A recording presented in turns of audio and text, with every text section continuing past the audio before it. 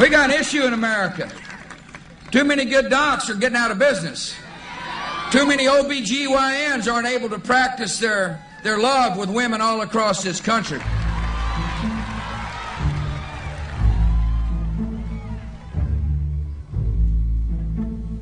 I don't have a job. I don't want to have any more debt out to anybody else I already have out there. Flushing the wound and I'm flushing for a good company. This is Adam.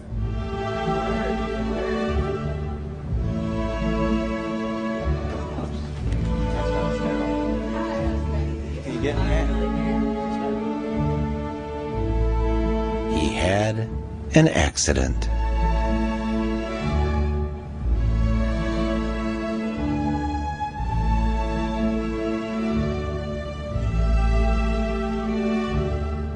He's one of nearly 50 million Americans with no health insurance.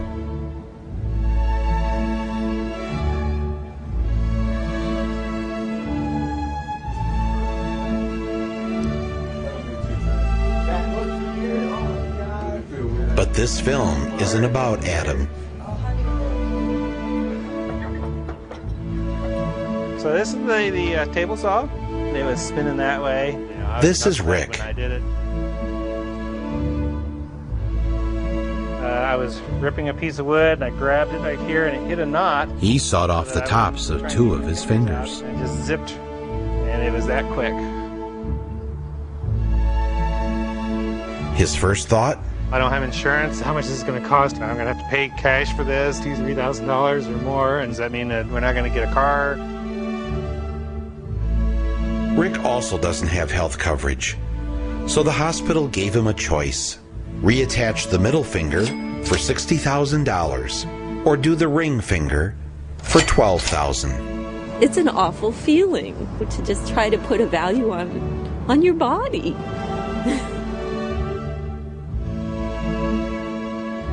Being a hopeless romantic, Rick chose the ring finger for the bargain price of $12,000. The top of his middle finger now enjoys its new home in an Oregon landfill.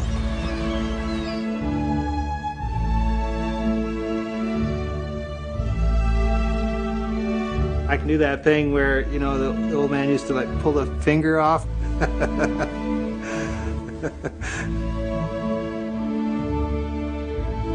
This movie isn't about Rick either.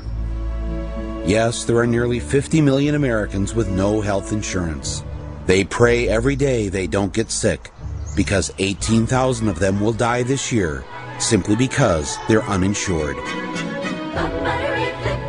But this movie isn't about them. It's about the 250 million of you who have health insurance. Those of you who are living the American dream.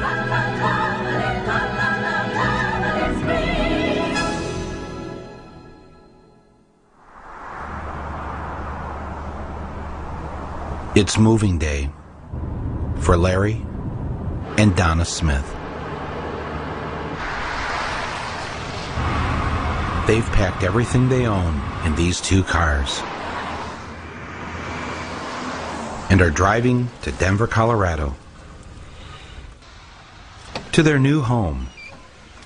Hi. In their daughter's storage room. This is home sweet home. Look at all that. We'll get everything organized. Yeah, we will. We will. What do we do with the computer? It stays. It stays there. So this is where Heather talked about we might have to put bunk beds. I see what she's talking about. Yeah. It wasn't supposed to end up like this for Larry and Donna. They both had good jobs. She was a newspaper editor, and he was a union machinist. They raised 6 kids who all went to fine schools like the University of Chicago. But Larry had a heart attack, and then another one, and then another one. And then Donna got cancer. And even though they had health insurance, the co-pays and deductibles soon added up to the point where they could no longer afford to keep their home. If somebody had told me 10 years ago this was going to happen to us because of health care, I would have said it's not possible. Not in the United States. We wouldn't let that happen to people. Oh, you guys.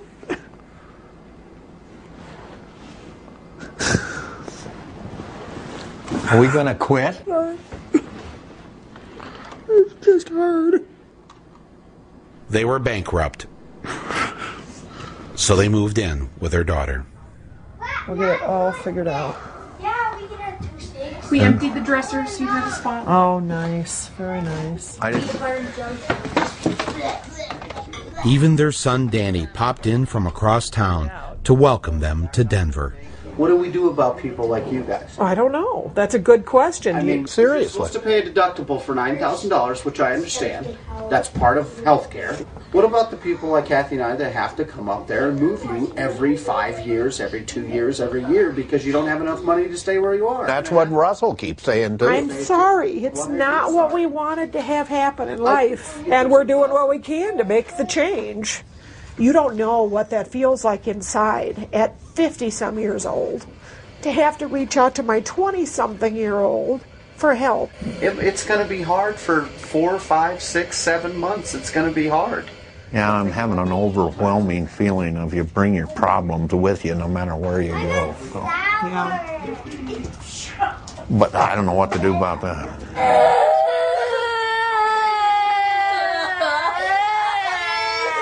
By sheer coincidence, their daughter's husband, Paul, was leaving on a job the very same day they arrived. We gotta go. Paul was a contractor, but there weren't many jobs lately, so he found work out of town. I'm sure you'll keep a telephone conversation. Email.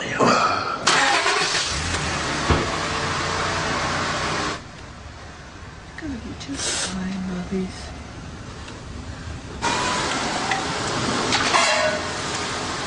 Weird situation, isn't it? Can you tell me where Daddy's going? Iraq. Why's Daddy going to Iraq? Do some plumbing.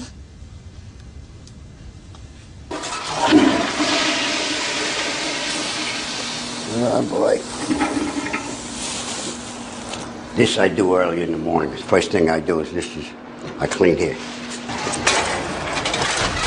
At age 79, Frank Cardile should be kicking back on a beach somewhere. But even though he's insured by Medicare, it doesn't cover all the costs of the drugs that he and his wife need. Okay. Being that I'm an employee here, my medicine is for free. So that's why I gotta keep working until I die. There's nothing wrong with that. Okay. I always got to keep my ears open because there's always spillages.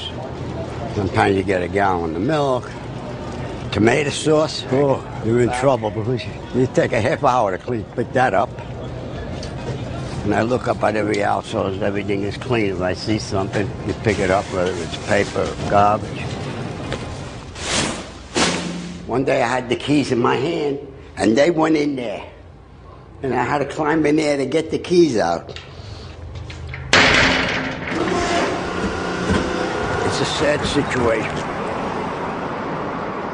There are golden years. I can't find them. I'll tell you that. She had a painkiller for her hip. The girl said, Frank, this is $213. What, for a painkiller? I didn't take it. I backed off. I said, no, I got to come back to it. What's in it? What's in these new drugs that they distribute? That's why I said I don't believe you need half of the things they tell you, because I have never taken medication now as I'm getting older. Unbelievable. Yeah. I don't even like to take an aspirin. I do like a little brandy.